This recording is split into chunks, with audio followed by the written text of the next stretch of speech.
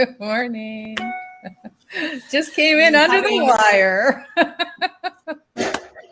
Yes, and it was just like a little bit of like I was saying just before we hopped on when it was like 30 seconds. I was like, okay, I gotta say as much as I can in the shortest amount of time I can say it. Yeah, just some tech stuff. Yeah, there must be something weird going on, right? I don't know. I always my look at that. camera wasn't working. That's why I was so late. Yeah, weird, right? And then somehow this morning I ran out of time. Like, you know those mornings where you like get up, you're good, you're on time. It's like 7 o'clock in the morning. I'm like, okay, I've got so much time. Yeah. That was the problem. Well, I didn't have that kind of night. You know, it was interesting. We were out last night and we went to a really great show. We saw National Geographic Photographer, who was amazing. And yeah, it we took have to talk about that after. Yeah. 2-hour drive home in some snow squalls. So it was a little bit challenging. And, you know, you're really tired. You've had a long day. And I didn't sleep at all. Not even 1 minute last night. Not 1 minute. Oh, that's not okay.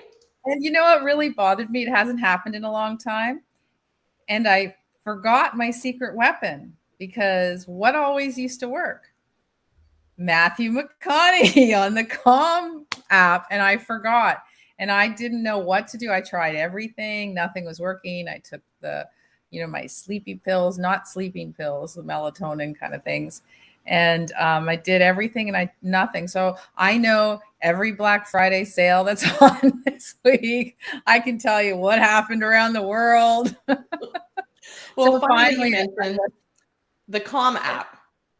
So yeah, I actually deviated from listening to Matthew McConaughey, and I found the best one, Harry Styles. See, I didn't like him. I love it. It is like, it puts me to sleep every night. I've moved, but last night, so I didn't realize that apparently I had this free trial with Calm for the past year. Yeah, you did. I remember you told me that through TELUS or something, right? Exactly. Well, it ended yesterday. I didn't know. So when you're exhausted, so like I said, you know, like you had mentioned, we were out last night, and we'll talk about that in a second because it was so interesting. Yeah. But you get home and you're tired. I mean, you drove for 2 hours. I drove through construction. Like, I don't know why they feel the need to do construction. I get it because there's less cars, but it took me a really long time to get home, which it shouldn't have. Because I live literally like a half an hour away, and it took me like an hour to get home. Still half the time as you, but still. So I'm tired. I'm home. I'm like, all right. I'm like in bed, like just like ready to click the button, and it says I can't find it. Like I can't play it. And I'm like, oh, my stupid free trial is over as of yet. Like, couldn't they have sent me an email yesterday or some sort of notification before? Yeah, and you didn't have a card, so it didn't charge you. Mine's just automatic. They just charge me every year. Well, I think I would have been happy because then I wouldn't have been so tired going, how do I get it? Yeah, it's true, right? You get I need my Harry Styles. You get like, I don't even know what I subscribe to. I know everyone's going to get mad out there, but I don't. Like, I'm just like, sometimes I see my charge. I'm like, oh yeah, I do own that. I should like work on it. Use it. Yeah. So anyway, it was just one of those. It was one of those things. So last night, so I just found it so extremely interesting and very different than what I expected. So what did we see last night? Well, we saw Ronan Donovan, who is a National Geographic, amongst others. He's a wildlife photographer. He has been in a lot of, obviously, National Geographic magazines. He also worked with the BBC on their Planet Earth pieces. And I think he was doing, what was he doing for Planet Earth? Was it the wolves or was it chimpanzees? I can't remember. I think it might have been the chimpanzees. And well, so he's a photographer. My daughter's a photographer, so I thought she would be interested in, and I didn't really know what we were getting into. We just thought, I love going to talks, so that's my thing. I love to do it. And but it was it was much more than that, because it was a whole story, and it opened your eyes to what he does and where he goes, and the plight of these animals, and, you know, dropping him into Ellesmere Island for 3 months and way up in the Arctic, right? And just him and two guys and the wolves.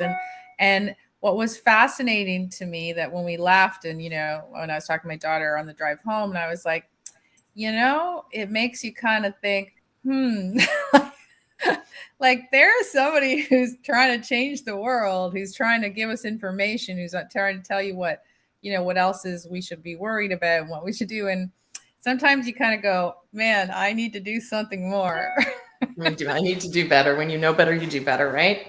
Yeah. Yeah. You know what? And I think it was just, he was so, like, he just loved what he did, right? Yeah. Like you could just tell, like, as soon as he came out, he just loves to share what he did. And I think for me, I was expecting to see more of like how he, took the photos. And obviously a lot of times they're set up to be automatic, Mhm. right? Like movement and stuff like that. And I love the fact that he showed us some of the ones that didn't work. Like, Yeah. why this particular photo wouldn't make it into National Geographic, whereas this particular photo would. I was expecting a little bit more of that, but what we really saw, you're right, was like the life of these animals and his experience and how he's working with researchers and what he's learned about the social aspects of these animals. And I think what I loved about him as a speaker more than any, like, yes, I loved what he was saying, but like you see speakers and they just tell a story or they just talk. And obviously you being, a speaker trainer, all of the things. I'm sure you were seeing all of this, but it was almost the power of the pause. Yeah. Like he would flip to a slide and he would kind of speak to it.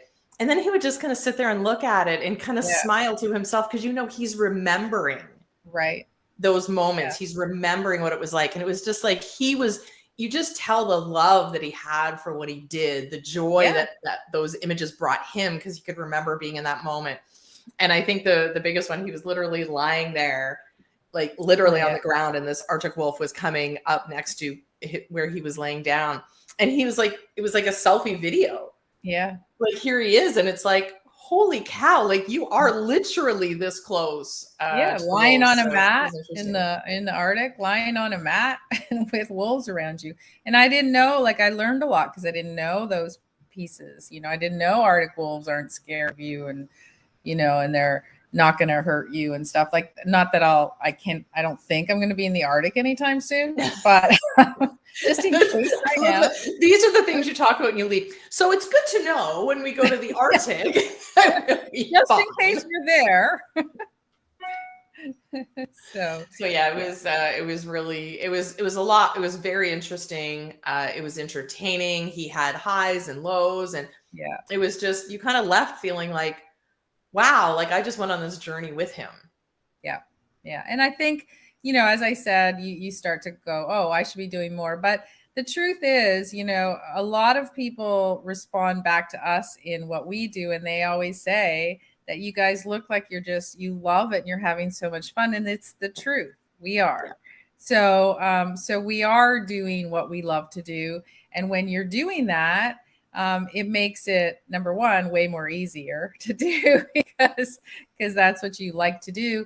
And I think, so I kind of backtracked on, oh, I should be doing something. We should be saving animals or something. But no, we are doing something and we're helping people become successful business owners or successful business professionals. So that's what we do. And that's a huge contribution to the world as well. Absolutely.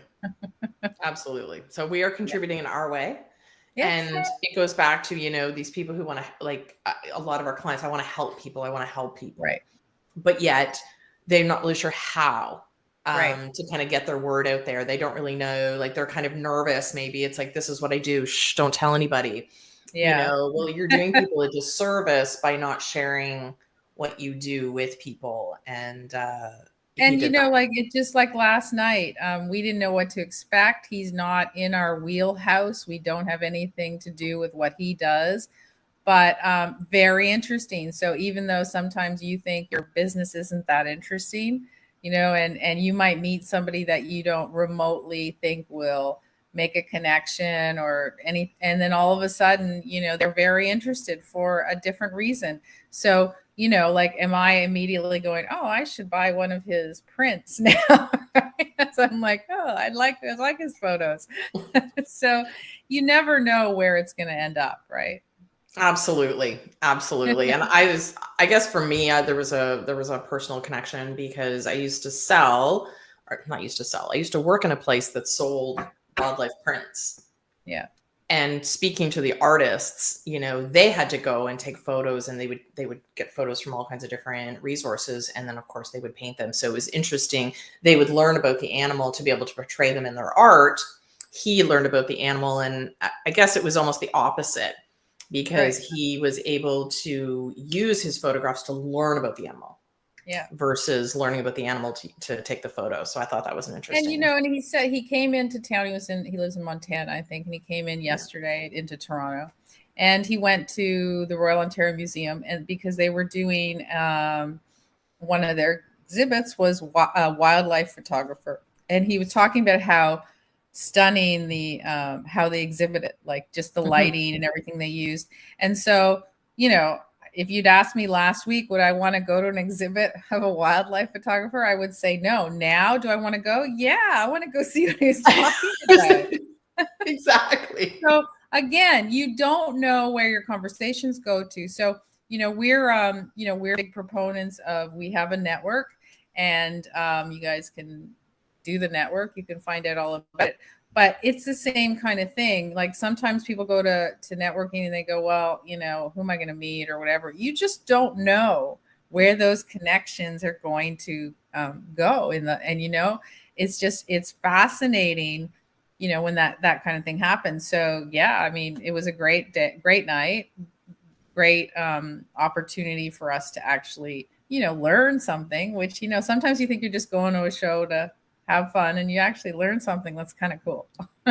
Yeah. And I guess it's where the conversation goes. So again, like you said, going to a networking event, you know, and you meet all kinds of different people. And sometimes you go, okay, well, I'm going to ask the question, what do you do? And they're going to say, what do you do? But sometimes it's like, what do you do? And they tell you, and they're like, really? You know, I didn't know there was somebody that did that, because I love different people's perspectives, right? Yeah. Or, you know, or they say something really vague and you're like, I don't understand what that is. Can you be a little bit more specific, or whatever the case may be? Well, and like on that, which was really interesting, because he was talking about what he's doing. He's going back up to the Arctic to study the musk ox. That's right. So there is, and he said, with a professor from the University of Calgary, who is the leading expert in musk ox health concerns or illnesses. Yeah. And I'm like, there is an expert in that, like so niche. And I'm like, so how cool, but isn't that interesting? Because like, I don't need them, but if I ever needed to know about an illness for a muskox, I know that the person is a professor in Calgary. That's the thing, is you don't know these people exist. Like I didn't know until last night that there was a muskox expert. I didn't even know there was a thing called a muskox. Like I didn't even know that animal existed until last night. And now I know that there's an expert in their illnesses. Like, how does that even happen? And I guess that's, and it's just so interesting to meet people, because you're like, oh, I didn't even think that was a business, or I didn't know that people would kind of be an expert in that. I remember speaking many years ago. I was on a stage and it was just about LinkedIn. And I remember somebody coming up to me going, and that's all you do? And I'm like, I was thinking that woman, like somebody could go and go, that's all you do? Is that one animal that's so rare? Yeah. Like so interesting. And your whole, you know, your whole business, your whole career, whatever, can follow that. So even though you think it's like, oh, I just do this, like a lot of people would find it interesting. A lot of people might connect you with somebody else that would need your service or your product or whatever. And so we kind of don't think in those terms, right? Because like, and that's why our networking is very different, because we don't really like the traditional, you know, hand out your cards and stuff, because that doesn't really say anything. But if you can tell a story or tell people, you know, that kind of information, that's very intriguing to most people.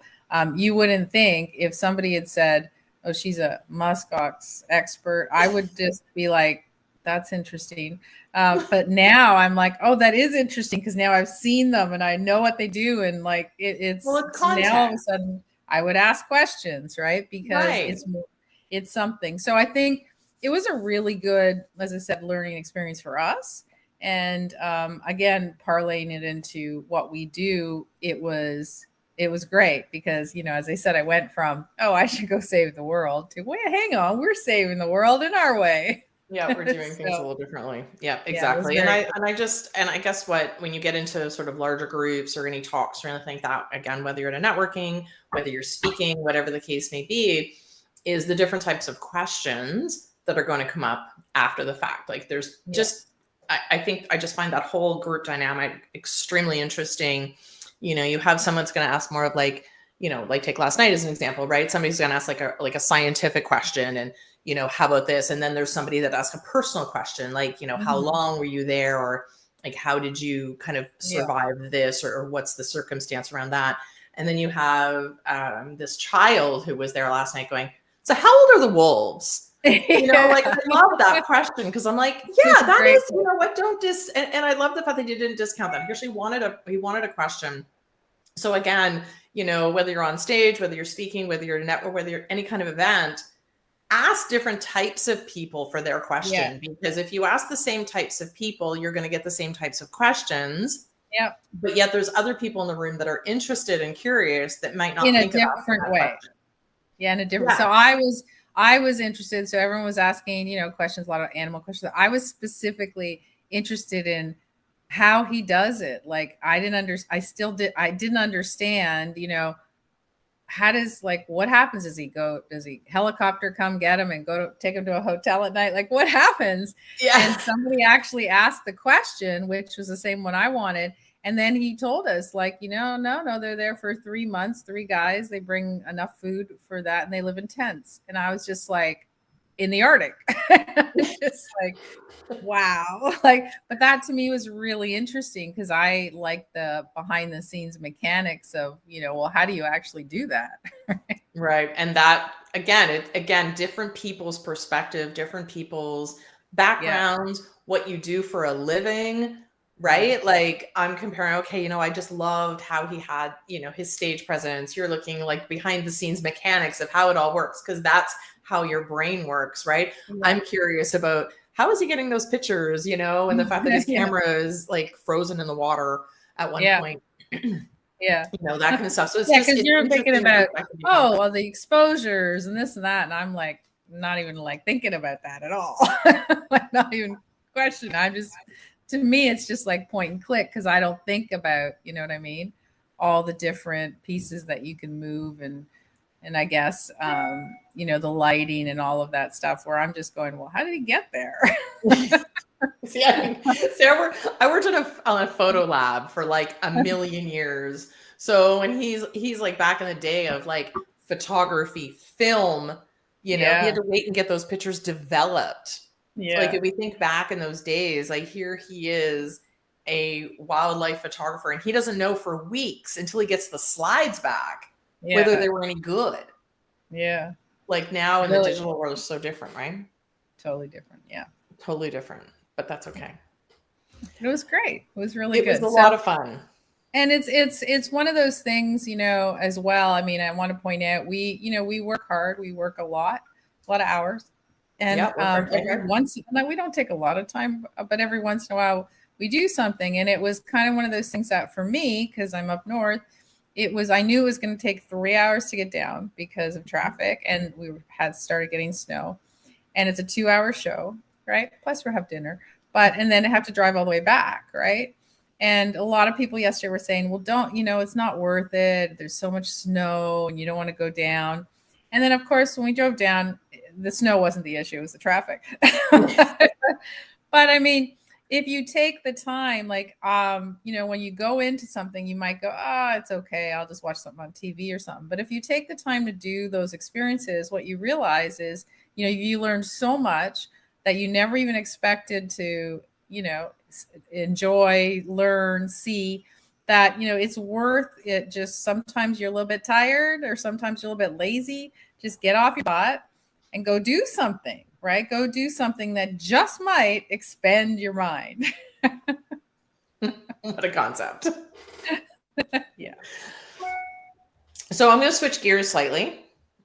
As much as we love talking about animals, I do have a lot of people are posting their 2023 social media predictions. and I'm going to be doing a whole bunch of research before I publish mine coming up. But there was one that I got yesterday. When did I get it? Got it like last night. I'm literally at the restaurant waiting for you, and I see this email come through, and I start looking at it. And there's a few things on there that are surprising, and there's a few things on it that are shocking that somebody would kind of take a stand on that. And then there's some of it that are like, well, yeah, so everyone else is going to say that kind of thing. So I just wanted to know your thoughts, because I know some of them you're going to go, huh? And then some of them you're probably going to go, well, obviously. But so just a couple of really high level ones. Like I said, this is just one person's opinion. I agree with some of these, but some of these are probably not going to be part of my predictions. But she's saying that Instagram is going out, which I'm very surprised that someone would kind of take a stand on that and winding down in a big way. What do you think? I mean, I don't think it's out, but I do think it's winding down a little. Yes. I think everyone that I've been speaking to in the last couple of months who do a lot of business on Instagram have said they're just not it's just not working for them anymore. The algorithms don't work.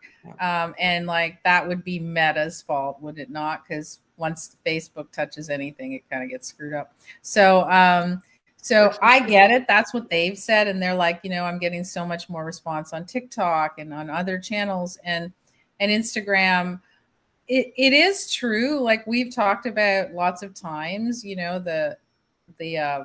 consider the posts, they should be more stills, and they moved to the video, and that kind of screwed things up because people didn't know what to do. And then now they're like, you have to do reels, and people are like, I don't want to do reels. So like, I get it. I mean, what do you think about it?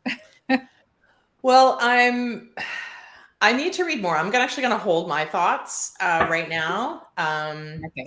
It's just my crystal ball. Yeah, exactly. I need to see how this is all going to play out in some of the experts and stuff like that. I just think that one's a really interesting, that's going to be one to watch. So I'm going to be doing. It's not the first person that said that I've heard in the last couple of months. That is true. That is true, because the number one platform that's going to be the biggest coming up, which is surprising but not surprising, is YouTube. Which is mine. I know, like you've been talking about that for weeks, and I saw that last night. I was like, YouTube is about to become the biggest platform on a whole new level. Yeah, and I mean, I think the one thing I give YouTube credit for is YouTube does what YouTube does.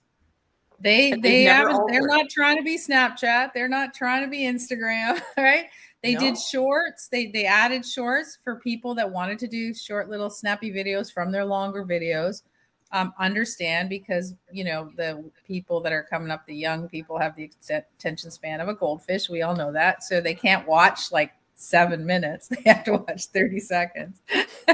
But I love YouTube. Always have, always will. Yay, if they're going to be the biggest, because I find it more credible.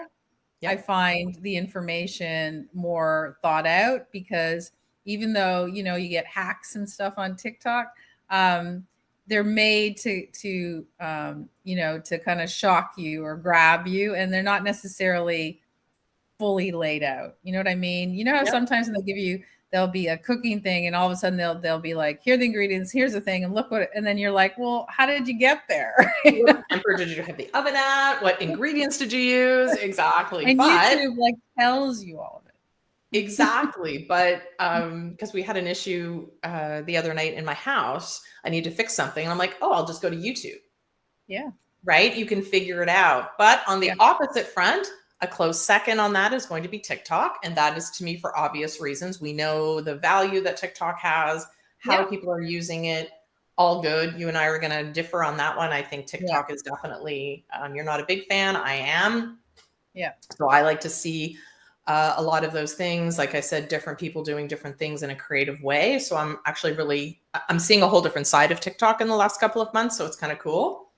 I still think it's more like entertainment as opposed to information, or like silly information most of the time. Right. So there's two. So it was actually interesting. I was having a conversation with my kids over the weekend, and I was getting this specific type of video on my TikTok that was sort of a trend And I'm like, I don't want this on my feed. Right. And it was becoming irritating. Yeah. So I did click the not interested. It's not really helping. Right. But 90% of the content I'm getting is educational type content because that's who I follow. Right. But it's a different educational. So like on YouTube, what I love about YouTube is if, for example, you bought I don't know, you bought a water cooler from Whirlpool. Like that Whirlpool will list all their videos on how to fix it, troubleshoot. So you Yeah. know whatever you have, you go to that company's. It's like their manual. Like YouTube is Right. now their manual. So it's like, I don't know how to fix this. They show you and that's it. You're done. So I love that about it. Whereas, you know, TikTok is great, but it's more like, oh, here's my hack on how to fix it.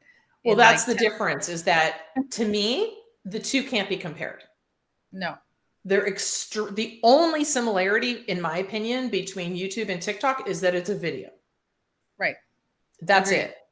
Yeah. But very different audiences, very different purposes, Yeah. very different reasons for being there, very different audience, like very different. Yeah, and I think, I mean, I like TikTok for its entertainment value. That's what I like for it. Like if I was, not that I go on very often, but if I go, it's like a short little entertainment thing and I'm cool.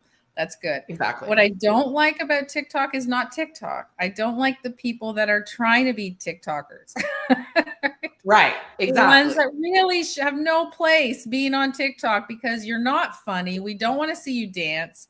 You know what I mean? Like, yeah, there's a lot of people who are really not. So yeah, I'm going to, but there's different ways to get in there. So yes, agreed. Which is great. Yeah. And then the last one I'm going to bring up from her list, which to me is an obvious one. And we've talked about this probably multiple times, but it's interesting now to see this on a list of, you know, what's coming up or marketing predictions or whatever the case may be. And that is, wait a minute, I just saw it. I'm going to do a combination of two. Number one, overly edited content is on its way out because that's obvious. We are actually coming back to the reality of social media, where social media started, which is reality. Like actually seeing, I can't remember how she words it. What your friends are doing, where they went, like that's like where they hung out kind of thing. So to me, that's where the difference, that's where Instagram stories is still valid. Yeah. And I assume Snapchat is the other valid piece for that. Whereas TikTok, not so much, because TikTok feels manufactured in where you are, right? Right. Exactly. Exactly. So there is a difference.